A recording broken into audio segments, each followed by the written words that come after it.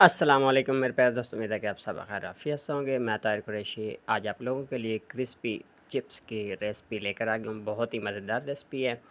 मैंने बिस्मिल्लाह पढ़ के जनाब आलू जो है काट लिए हैं। उसके ऊपर डालेंगे थोड़ा सा चावलों का आटा। चावलों का आटा डालने के बाद ये मिक्स पकौड़ा मेरे पास रेसिपी है। अगर इसकी आप लोगों को रेसिपी चाहिए तो मेरे चैनल के ऊपर से मिल जाएगी।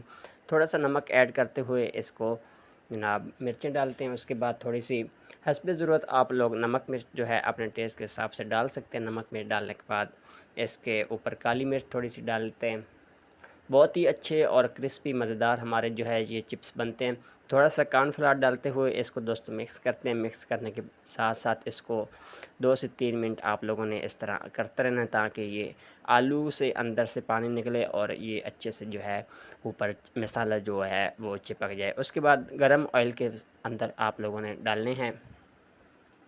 गरम ऑयल बहुत ज़्यादा नहीं होना चाहिए। नॉर्मल ऑयल में डालते हुए इसको लाइट ब्राउन होने तक आप फ्राई कर लें। उसके बाद इसको गरम गरम सर्व करें। इंशाल्लाह आप लोगों को मज़ा आएगा।